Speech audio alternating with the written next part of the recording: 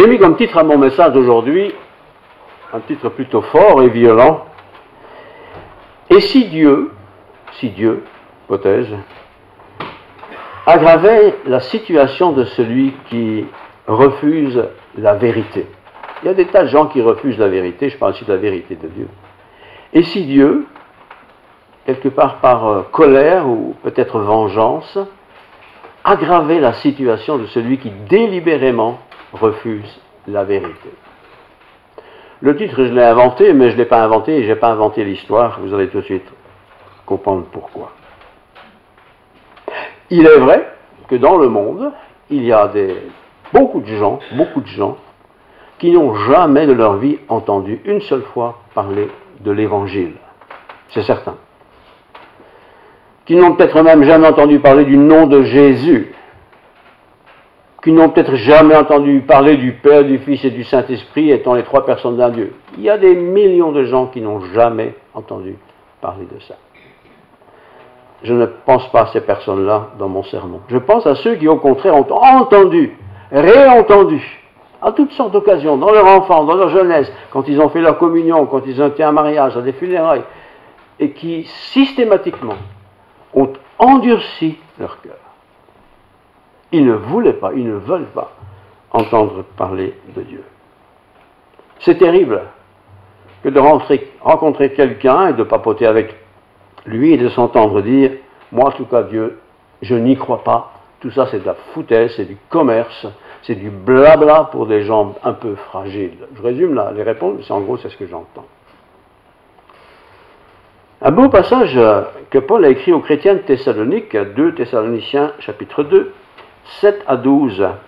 Il est écrit ceci. « Vous savez vous-même, dit Paul, comment il faut nous imiter. » Paul et ses compagnons de travail. Vous savez comment il faut nous imiter.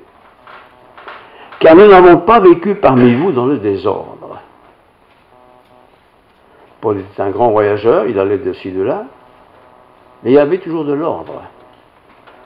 Nous n'avons mangé gratuitement le pain de personne. Nous n'avons pas profité de la naïveté des chrétiens. Nous n'avons mangé le pain gratuitement de personne. Mais dans le travail, Paul pouvait dire qu'il travaillait. Il travaillait dans la prédication, mais au début, il travaillait pour gagner sa croûte, pour ne pas être au crochet des gens. Nous n'avons mangé gratuitement le pain de personne, mais dans le travail et dans la peine, nous avons été nuit et jour à l'œuvre pour n'être à charge d'aucun de vous. Ce n'est pas que nous n'en ayons le droit, mais nous avons voulu vous donner à nous-mêmes un modèle à imiter. Et le modèle à imiter, c'est surtout celui de dépendre de Dieu, plutôt que de dépendre de la bonne volonté des uns et des autres. Car lorsque nous étions chez vous, nous vous disions expressément, si quelqu'un ne veut pas travailler, ça c'était à la paroisse qui s'adressait, eh bien qu'il ne mange pas non plus. Nous apprenons cependant qu'il y en a parmi vous quelques-uns qui vivent dans le désordre, qui ne travaillent pas, mais qui s'occupent de futilité. C'est un beau texte, pratique, concret, qui concerne le ministère de Paul. Sur son parcours, il a rencontré des communautés qu'il a fondées, dans lesquelles il y avait des gens qui profitaient du système charitable des autres frères et sœurs. Quand quelqu'un est dans le besoin, c'est sûr que l'Écriture nous dit « aide celui qui est dans le besoin ». Mais quand ce besoin devient une routine, une habitude pour ne pas travailler, parce que rappelons-nous que tu gagneras ton pain à la sueur de ton front. Le travail est une institution de Dieu, et travailler n'est pas nécessairement toujours plaisant, mais c'est la seule source de gain auquel nous pouvons attendre les uns les autres. Mais dans l'église de Thessalonique, il se trouve que certaines personnes, ayant très mal interprété le discours de Paul, qui disait le Seigneur vient bientôt, s'il vient bientôt, on ne va plus travailler, on va se la couler douce. Ouais, ils ont épuisé un peu leurs sous, leurs économies, et puis à un moment donné, il n'y avait plus de sous, mais comme le Seigneur va quand même venir, ils ont commencé à profiter de ceux qui travaillaient, et ça mettait le désordre dans la communauté. Quel texte! Quel avertissement! Refuser l'évidence de l'Évangile, c'est se laisser imprégner par la puissance de ce que la Bible appelle l'égarement. Se laisser égarer dans nos pensées en pensant que, après tout, voilà, moi je suis dans une communauté, moi je fais ce que je fais, on n'a qu'à m'aider, voilà. C'est une puissance d'égarement qu'utilise Satan contre l'Église de Jésus-Christ. Et on pense comme ça, il y en a qui le font et ils se portent très bien, d'autres ne font jamais cela et ils se portent aussi très bien. J'aimerais prendre l'exemple de quelqu'un de très riche, mais très très riche. D'abord, il est pharaon, c'est pas rien. Pharaon, il a du pouvoir, il règne sur un grand pays, il y a un tas de gens qui sont à son service, on pourrait dire, cet homme-là, il ne manque rien, il ne peut pas lui manquer quelque chose. Cet homme, en plus, il se fait passer pour un dieu. D'abord, il est Dieu. Il est le dieu Ra, c'est-à-dire le dieu soleil. Le soleil, c'est celui qui apporte le bonheur, la paix, la gaieté, le plaisir. Le soleil, c'est agréable. Il est le dieu soleil qui dirige le pays d'Égypte à l'époque de notre histoire. Et pourtant, il va se passer quelque chose d'étonnant. Livre de l'Exode, chapitre 20, versets 21 à 23. Vous connaissez, je pense, ce texte, enfin si vous connaissez pas le texte, vous connaissez l'histoire, c'est sûr. Donc Exode, chapitre 10, versets 21 à 23. Nous sommes à l'époque de Moïse. Moïse veut suivre le Seigneur, il veut aller dans le pays promis, ça prend beaucoup de temps. Malheureusement, il se trouve être en Égypte, les Égyptiens ne vont pas le laisser partir, ni son peuple, ça rapporte beaucoup trop. Donc Moïse est dans cette réflexion. L'Éternel dit à Moïse, étends ta main vers le ciel, et qu'il y ait des ténèbres dans le pays d'Égypte. Petite phrase comme ça qui a l'air de rien. Je rappelle que Pharaon, c'est le dieu Ra, c'est le dieu soleil, c'est le dieu de la lumière. Ça veut dire que quelque part, il se prend pour la lumière. Et s'il est là, il y a de la lumière. Et ici, Dieu dit à Moïse qu'il y ait des ténèbres dans le pays d'Égypte. Pas un ténèbre, simplement la nuit, mais quelque chose de surnaturel. Et que l'on puisse les toucher, ces ténèbres, tellement il sera épais. Moïse étendit sa main vers le ciel et il eut d'épaisses ténèbres dans tout le pays d'Égypte. L'Égypte, c'est grand, dans tout le pays d'Égypte. Pendant 3 jours. 24 heures, 24 heures, 24 heures. Des ténèbres partout. On ne se voyait pas les uns les autres. On ne se voyait pas les uns les autres. C'est dire si les ténèbres devaient être épais. Et personne ne se leva de la place pendant 3 jours. Personne n'osait se déplacer parce qu'on ne voit rien. On voit rien. Ténèbres absolues. Mais il y avait de la lumière, par contre, dans les lieux où habitaient tous les enfants d'Israël. Vous avez bien compris le texte. Les enfants d'Israël sont très nombreux. On estime qu'ils sont 2 millions. Ils n'habitent pas tous dans le même quartier, mais ils sont des nomades. Bien là où se trouvaient les Juifs, il y avait de la lumière. Et dans le pays d'Égypte, où le dieu Ra, le dieu soleil, règne, il n'y a plus de lumière. Et cela pendant 3 jours. Qu'a dû penser le peuple d'Égypte devant cette épaisse nuit de 3 jours, enfin de 24 heures, 3 fois 24 heures? Qu'est-ce qu'il a dû penser? D'autant plus que j'imagine, je ne sais pas si c'est vrai, mais j'imagine que de très loin, ils ont dû voir que là-bas, chez les Hébreux, chez les esclaves, chez ceux qui sont au service de l'Égypte, ils ont de la lumière. Leur Dieu n'est pas le Dieu de la lumière. Il s'appelle l'Éternel, celui qui n'a ni commencement ni fin. Mais notre Dieu à nous, le Dieu Ra, incarné par le Pharaon, ne produit plus de lumière. Vous voyez la situation de ce peuple d'Égypte qui a dû se dire, mais c'est quoi ça? Ça va durer combien de temps? Qu'est-ce qui se passe avec notre Dieu? Le Dieu Ra, qui est supposé apporter la lumière, il n'y a plus de lumière. On ne se voyait plus l'un l'autre, on ne pouvait même sans doute pas se déplacer, tellement c'était épais cette nuit, ces nuits. Parfois, frères et sœurs, le monde est aussi dans la nuit. Non pas dans la nuit, le jour et la nuit, mais dans la nuit de la vision, de la perspective. Alors que là-bas, les chrétiens, par-ci par-là où ils sont, ils ont l'air contents, ils ont l'air joyeux, ils ne se plaignent pas tout le temps, ils sont optimistes, ils ont des choses, ils ont des rêves, enfin tout ça. Et nous, alors que nous sommes des esclaves de ce Dieu soleil, nous n'avons plus de lumière. Et il n'est pas question d'appuyer sur un bouton pour avoir de la lumière. Il n'y a pas de lumière. Et Pharaon et toute sa clique étaient aussi dans les ténèbres. Il a dû se poser beaucoup de questions. Il a dû sévir très violemment, j'imagine, contre son personnel en disant « Mais qu'est-ce que vous avez fait? Qu'est-ce qui se passe? Qu'est-ce qui se passe ?» Chapitre 10, 23b, je lis encore « Mais il y avait de la lumière dans les lieux où habitaient tous les enfants d'Israël. » Il n'est pas dit les enfants d'Israël un peu super sympas, un peu fidèles, qui faisaient ceci ou qui faisaient cela. Non. Partout où il y avait des gens du peuple de Dieu, il y avait de la lumière. Et vous aurez déjà compris l'idée. Nous sommes les enfants de Dieu. Nous sommes chrétiens, j'espère tous. Nous avons accepté le Christ. Qu'est-ce que nous reflétons? Est-ce que nous reflétons les ténèbres, les choses du monde, ou est-ce que nous reflétons la lumière du Christ?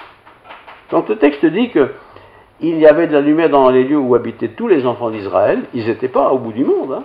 Ils étaient là-bas plus loin, à l'écart. C'est le peuple, évidemment, ce sont les esclaves, ils vivaient sous les tentes. Pharaon vivait dans ses palais, dans ses royaumes, dans tout ce qu'il avait. Mais eux étaient dans les ténèbres. Et je pense que nous pouvons, sans nous tromper, faire l'analogie avec ceux qui vivent sans Dieu. Ils ont la vie, hein, des humains, pas de problème, mais ils sont quelque part dans les ténèbres spirituelles, à ce coup-là. Mais le chrétien, lui, qui vit peut-être sur une tente, qui est peut-être modeste, qui est peut-être là-bas très loin, lui, il vit éclairé par Dieu. Et ça se voit tout de suite. Une petite lumière.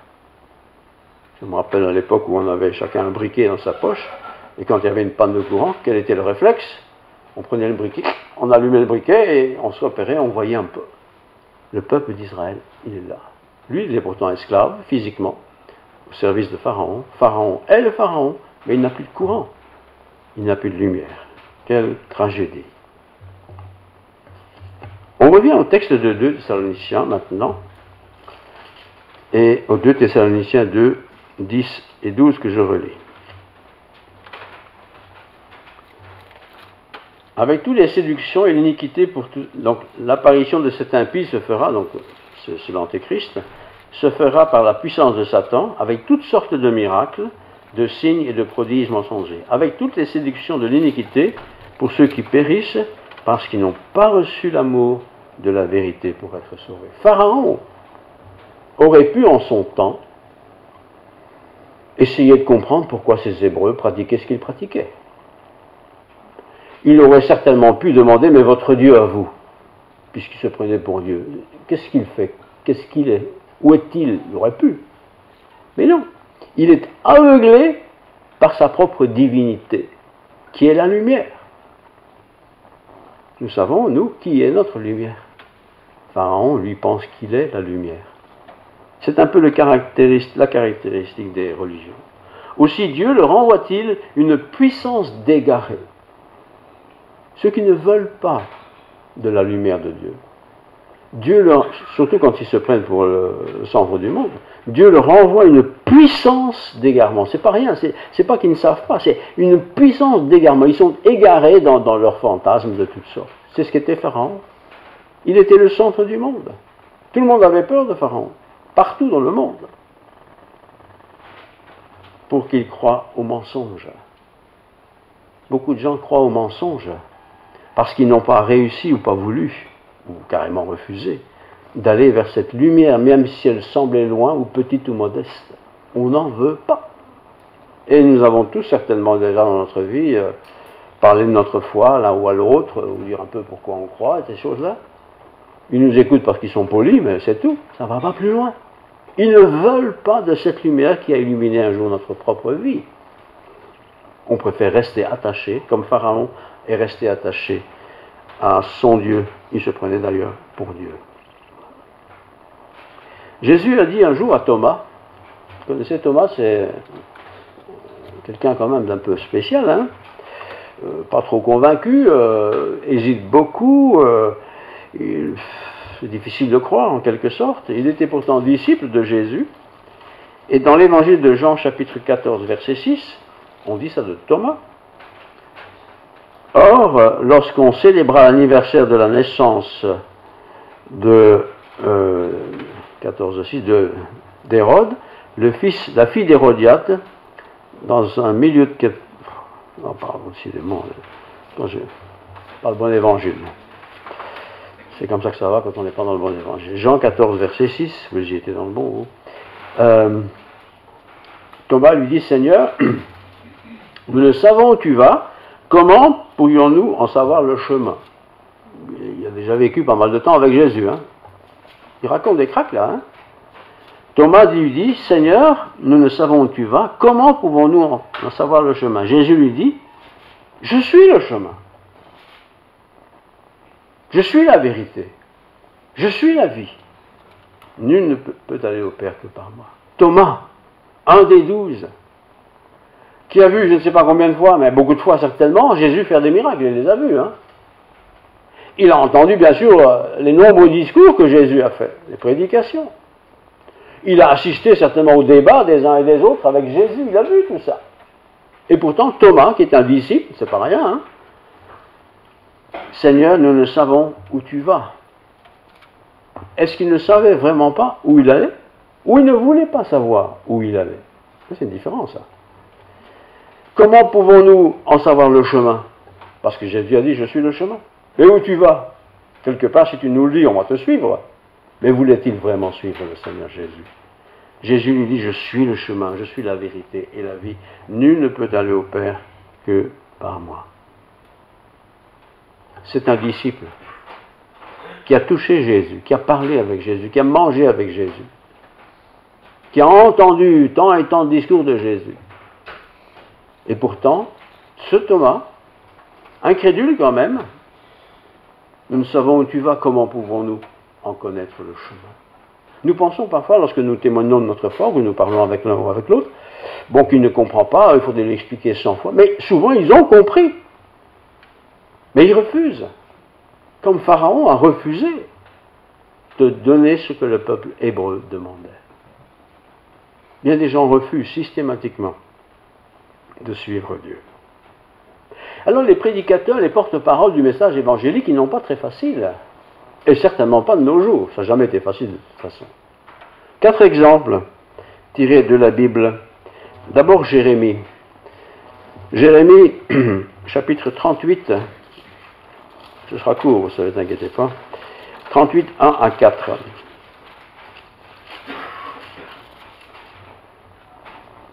Donc, Jérémie 38, 1 à 4. Shephatia, fils de Matan, Guédélia, fils de Patchour, Jokal, fils de Sélémia. Verset 2. Ainsi parle l'Éternel. Celui qui restera dans cette ville, ainsi parle l'Éternel, celui qui restera dans cette ville, mourra par l'épée. Voilà ce que dit le prophète Jérémie. Il est connu, hein, Jérémie. Par la famine et par la peste. Vous êtes prévenus. Mais celui qui sortira pour se rendre aux Chaldéens, c'est-à-dire à l'ennemi, c'est l'ordre que Dieu avait dit, tu te rendras à l'ennemi, tu ne résisteras pas à l'ennemi. Donc, pour se rendre aux Chaldéens, aura la vie sauve, sa vie sera son butin et il vivra. Le peuple, bien sûr, une partie du peuple en tout cas, ne pouvait jamais accepter une telle parole de la part du soi-disant prophète Jérémie.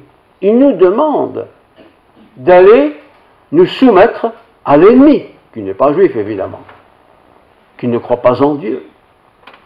C'est comme si nous disons, nous, moi je suis chrétien, moi j'en ai rien à cirer avec les commandements, ils peuvent me dire tout ce qu'ils veulent, Covid ou pas Covid, moi je fais comme je veux. Attention, attention de parler comme ça. J'imagine que dans notre histoire avec l'Égypte, ceux qui s'étaient éloignés du camp pour aller avec les Égyptiens se sont retrouvés dans le noir, comme les Égyptiens. Ils n'ont pas eu une petite lumière qui s'est allumée devant eux. Hein. Ici, Jérémie, de la part du Seigneur, avait donné une directive. Mais certains n'ont pas voulu écouter cette directive de la part du Seigneur. Alors je lis la suite. Ainsi parle l'Éternel, cette ville sera livrée à l'armée du roi de Babylone qui la prendra. Et les chefs diront au roi que cet homme soit mis à mort. Celui qui parle comme ça, qu'il soit mis à mort. Car il décourage les hommes de guerre qui restent dans cette ville et tout le peuple en leur tenant de pareils discours. Cet homme ne cherche pas le bien de ce peuple, il ne veut que notre malheur. Je ne sais pas si on peut prendre ça comme exemple et comme réponse à tous ceux qui se disent « moi je ne crois pas en Dieu, tout ça c'est de la connerie, c'est bon pour les gens faibles ». Mais non. C'est vrai que Christ est mort sur une croix. Il aurait quand même pu mourir autrement, quoi.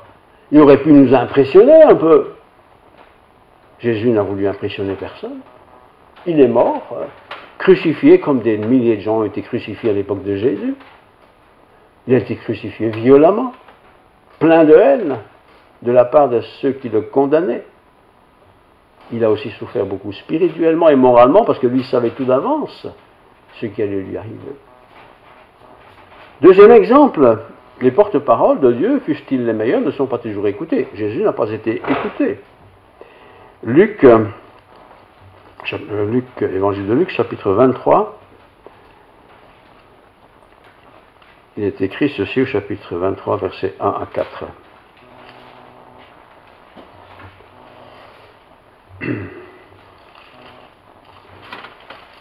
Luc 23, 1 à 4.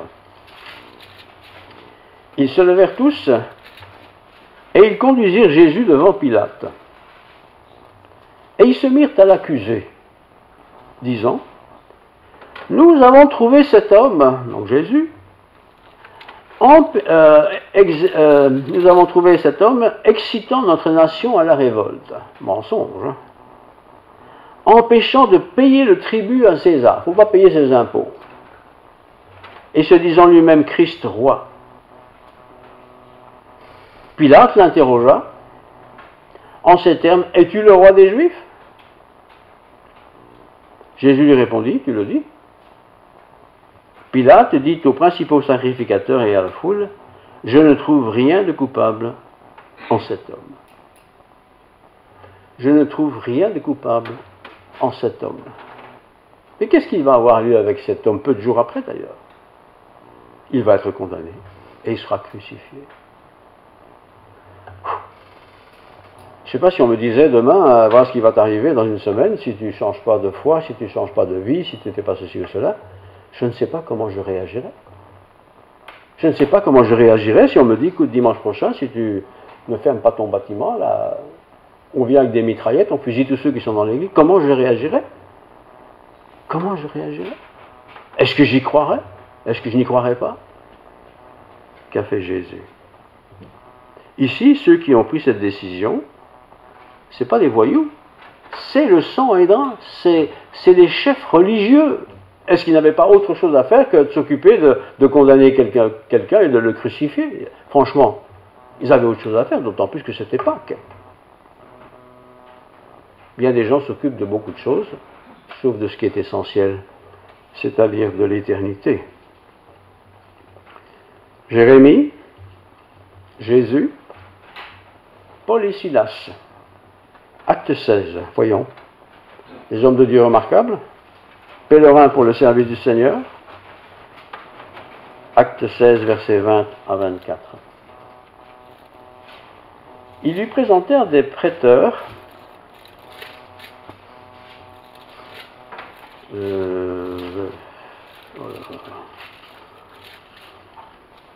Acte 16, je dis bien. 20 à 24.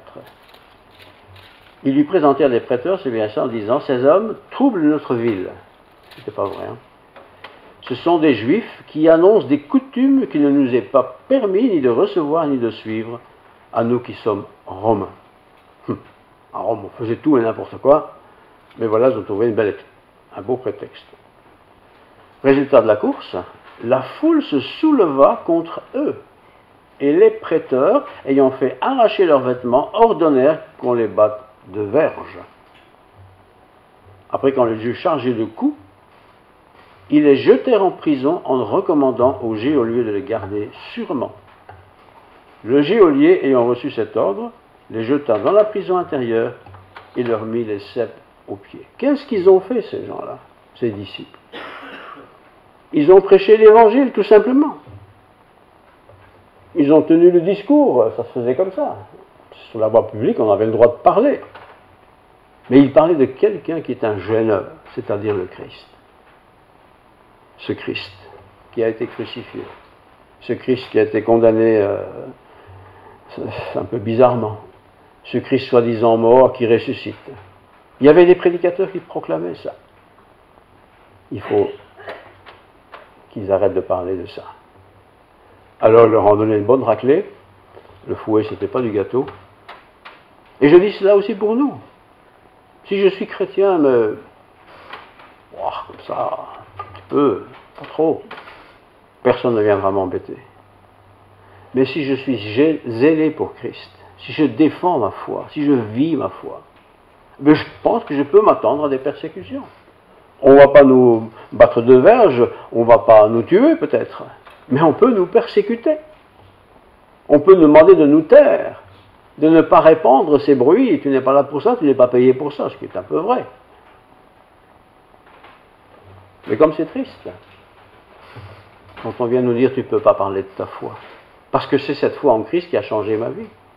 C'est cette foi en Christ qui a bouleversé toute ma vie et ma perspective éternelle. Un dernier texte, Acte 24, verset 5.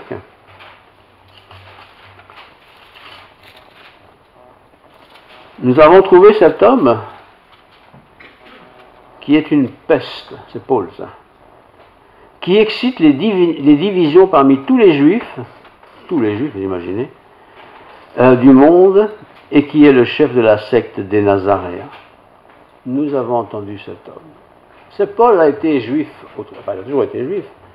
Il a été chef, il connaît les techniques, il connaît les tactiques, il connaît tout ça, il y a lui-même participé. C'est pas pour recommencer. Mais il annonce un bon message.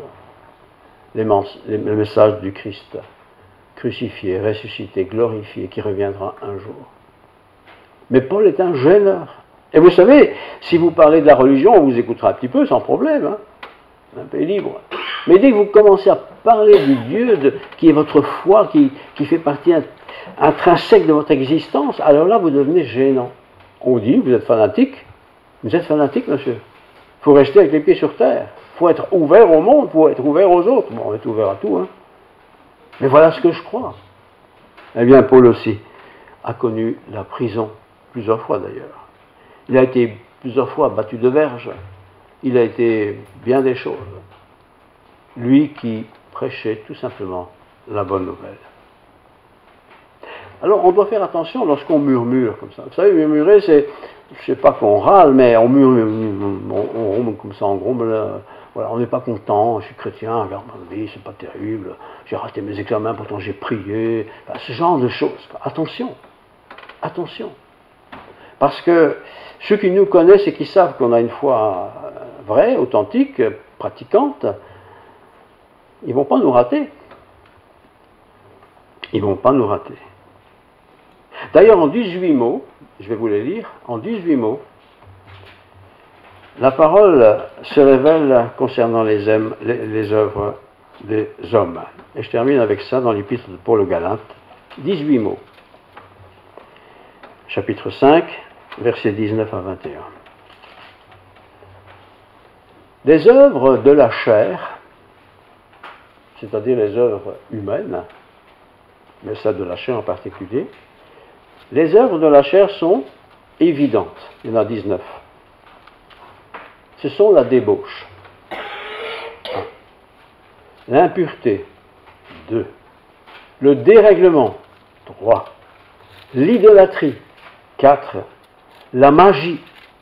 Les rivalités. Les querelles. Les jalousies. Les animosités. Les disputes. Les divisions.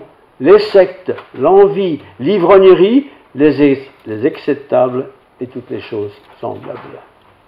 18 mots qui décrivent ce que sont les gens sans Christ. Et nous sommes des chrétiens. Je pense que vous l'êtes tous. Eh bien, nous sommes chrétiens, donc nous vivons forcément autrement. Mais pourquoi ne pourrais-je pas vivre autrement? Pas simplement le contraire de ces mots-là, mais quand même un peu le contraire de ça. Être rempli d'Esprit Saint, c'est vivre pour la gloire de Dieu, dans mon comportement, dans mes paroles, dans ma vie. Quoi. Mais nous dérangeons. Nous dérangeons. Inévitablement, nous dérangeons. Alors si nous disons parfois, moi, Dieu m'a éclairé dans ma vie, maintenant je vois clair, attention. Attention, parce que nous sommes repérés, là. Ah, tu es éclairé, toi. Ah, tu as trouvé le sens de ta vie. Ah. Et la moindre tuile qui vous tombe sur la tête, qui pourrait vous décourager, hop, eh ben mon Dieu, toi qui te dis chrétien, regarde un peu, qu'est-ce que t'es arrivé, qu'est-ce que tu as fait, etc., etc. 18 mots. Je termine. Où en suis-je dans ma religion, c'est-à-dire dans ma relation avec Dieu, dans ce qui me relie avec Dieu? Où en suis-je? La Bible nous dit que ta parole est la vérité. Ta parole est chemin, ta parole est vie. Vérité, chemin et vie. Eh bien, si moi, en tant que chrétien, je peux dire ça, et c'est juste, hein, alors j'ai besoin de la méditer encore. J'ai besoin encore de l'étudier, et j'ai surtout encore besoin de la partager avec d'autres qui ne sont pas dans le chemin. Si le Pharaon avait pris le temps d'étudier, lui qui est la lumière, d'étudier la lumière de ce peuple qui suit un Dieu invisible, il aurait peut-être découvert le chemin. Il aurait certainement eu un autre comportement, et la destinée du peuple aurait peut-être été différente. Mais il s'est obstiné dans sa grandeur de lumière. 3 jours dans les ténèbres. Il s'en est souvenu. Hein. Il a retrouvé la lumière après, mais il s'en est certainement souvenu. Mais ça n'a pas changé son existence. Ça n'a pas changé. Ce qui peut changer l'existence de quelqu'un, frères et sœurs, c'est quand nous reconnaissons, 1, que nous sommes des pécheurs devant Dieu. 2, je dois me repentir pour tout ce que j'ai fait, je regrette tout ce que j'ai fait. Et j'accepte 3, et j'accepte le salut dans le Christ Jésus. Et quand le Seigneur vient dans ma vie, il transforme tout. Il devient lumière en moi. Les autres auront directement un regard différent sur moi, parce que je ne vais plus parler comme avant, je ne vais plus raconter ce que je racontais avant, je ne vais plus vivre comme avant. Je vais faire mon travail mieux qu'avant peut-être, mais je serai différent, parce que je suis enfant de Dieu. Alors je nous encourage tous, sans exception, à ne pas rester attachés à des traditions, mais de nous river à la vérité qui est le Christ. Et relisons et relisons et relisons encore les évangiles. C'est le meilleur des messages. Et souvent vous allez voir que Jésus est resté un peu là, un peu là, un peu là, parce qu'il fallait qu'il annonce. Mais là où il était souvent critiqué, persécuté. Alors que parallèlement, il faisait toujours du bien. Jésus a toujours fait des miracles pour authentifier qui il était. On n'a pas essayé de le garder, il gênait. On ne va pas nous garder non plus, même si on fait bien les choses. Mais l'important, c'est que je sois un témoin, là où je suis. Prions le Seigneur. Père Céleste, merci pour ces paroles. C'est pas facile. Pas facile d'être à contresens de ce que tout le monde dit, ou pense, ou fait. Pas facile d'avoir une espérance éternelle à côté de cette espérance terrestre. Pas facile. Mais pourtant, en tant que chrétien, nous l'avons parce que tu as changé notre vie. Nous étions dans les ténèbres et tu as mis en nous la lumière. La lumière brille dans les ténèbres. Pas facile de partager ce que nous vivons avec d'autres. Pas facile de s'entendre dire tout ça c'est de la bêtise. Et pourtant c'est ce que nous voulons faire. Alors Seigneur, secours-nous, aide-nous. Viens à notre aide pour que nous soyons d'authentiques témoins de ce que tu as fait. C'est toi qui as tout fait. Nous ne sommes que tes disciples. Et s'il nous arrive parfois, Seigneur, de mal faire ou de tomber ou de chuter, pardonne-nous, Seigneur. Pardonne-nous pour que nous soyons au travers de l'épreuve ou de l'erreur ou quoi que ce soit. Pardonne-nous pour que nous soyons plus forts pour affronter la suite de notre vie. Et que tu sois glorifié. Tu es vivant au siècle des siècles. Amen. Amen.